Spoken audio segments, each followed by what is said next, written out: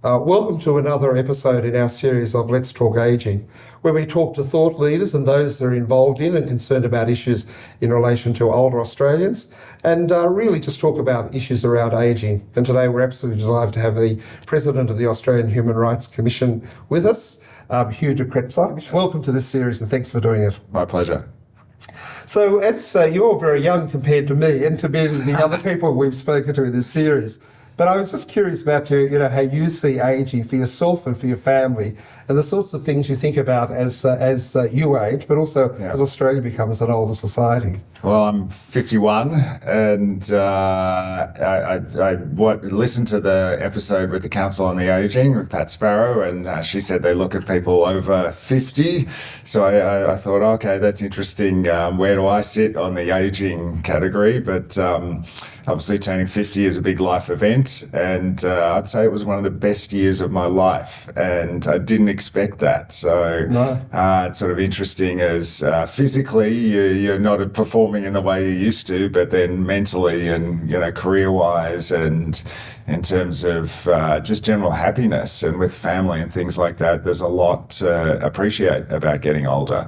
But I think a lot about aging because of my parents. And so my dad is in an aged care home. He has dementia. And so, that makes me think a lot about we work on human rights issues. And that is a very practical application of human rights. So when I'm visiting him, I'm thinking about rights all the time.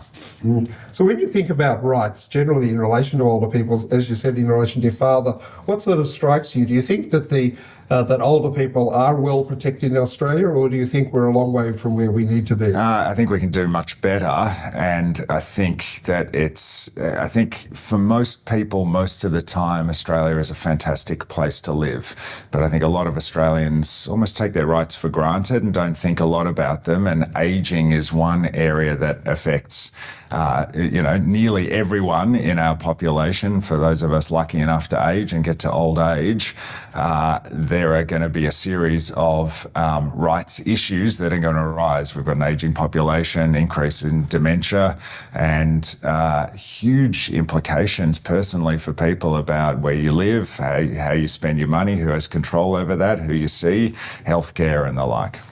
So you've mentioned that your father's in an aged care facility, a high care facility, and of course the new reforms to aged care does in fact have a set of principles of rights. But as you know, and most people have commented, they're not enforceable directly at law. What's your sort of view about Australians' reluctance to embrace legally enforceable rights, and in particular in the aged care system? Yeah, it's disappointing, and again, I think part of it comes from that lack of awareness or complacency sometimes about rights.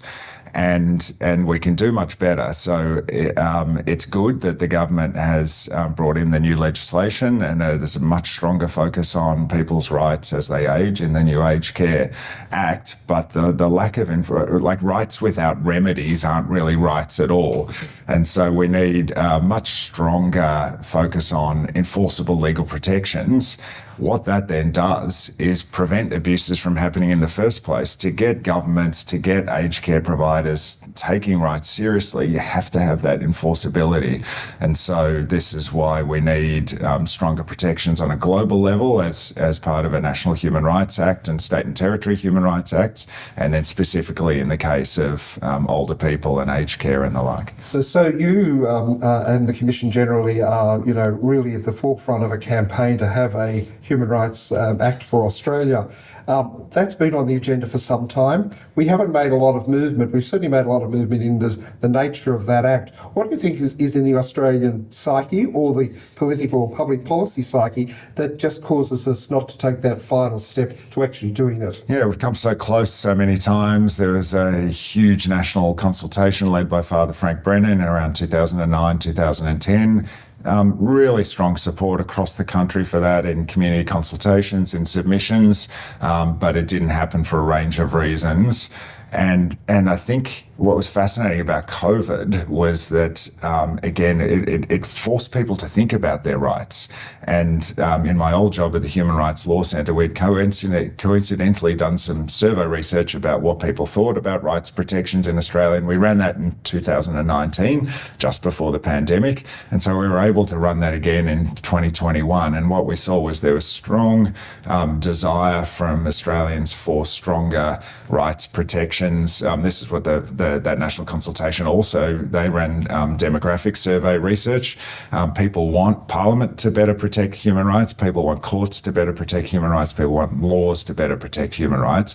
We saw that again in 2019. After the pandemic, we saw an interesting and unsurprising uptick as some people who had never really thought about their rights protections were suddenly saying, what are my protections? Why does the government have this power to limit my freedom of movement, to prevent me from seeing friends and family, prevent me from travelling, to regulate when I can work and run my business and things like that? So that caused people to think about their rights, and in many cases we saw real gaps in rights protection.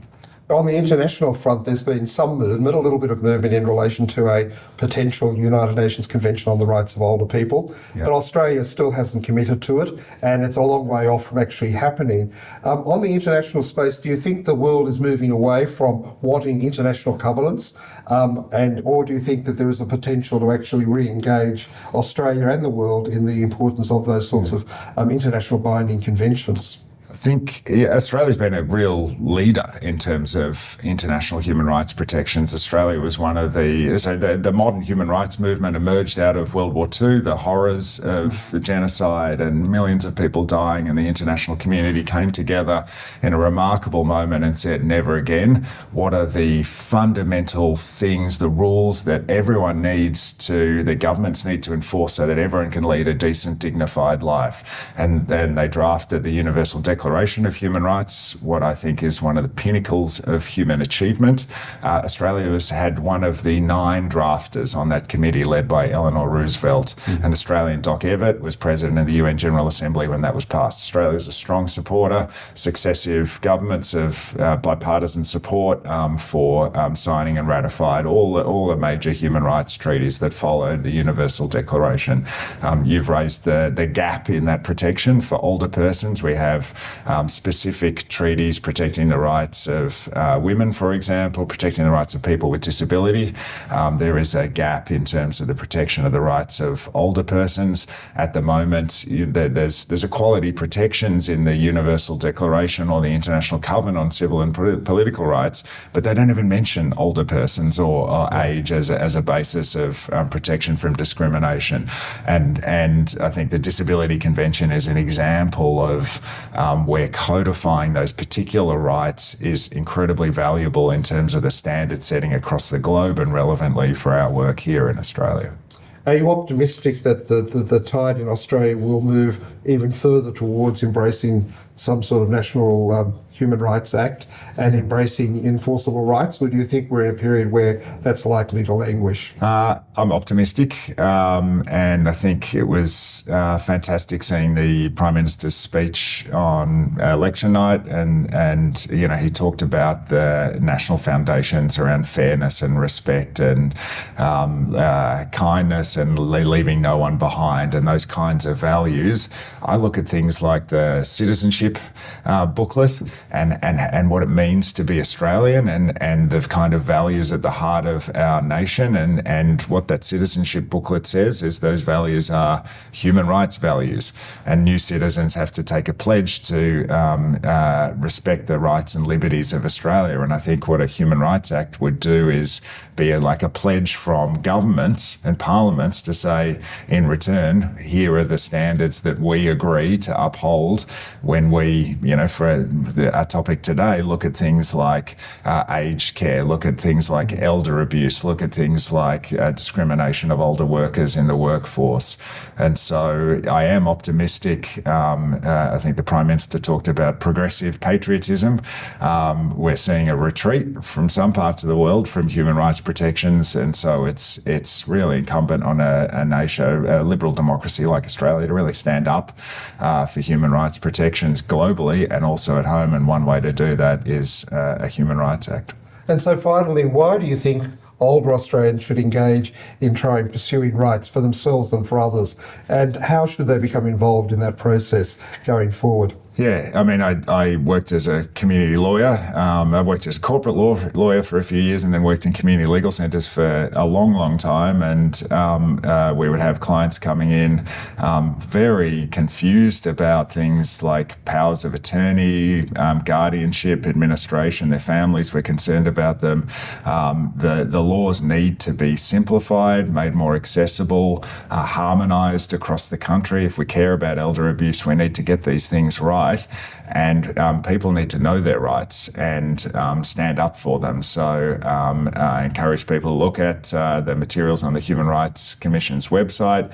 There is a community campaign for a Human Rights Act in Australia that's got fantastic materials. It's got examples of how Human Rights Acts, we've got them in Queensland, ACT and Victoria, and there's examples there of how they've helped older people with things like dignity in aged care homes, with preventing evictions, with more accessible public spaces and the like. And so rights are as good as our engagement as a population with them, and we need people to understand their rights and stand up for them and call for stronger human rights protections. Well, thanks very much, Hugh, for that. And I must say the pursuit of human rights for older people is very much part of our agenda here at the Commission. And we've recently established a network for human rights as we age. So together with the rest of the Commission and the civil society, we'll continue to pursue that rights agenda for older people. Thanks again for participating and watching this episode, and look forward to seeing you on future episodes of Let's Talk Aging. And as I always say, age well.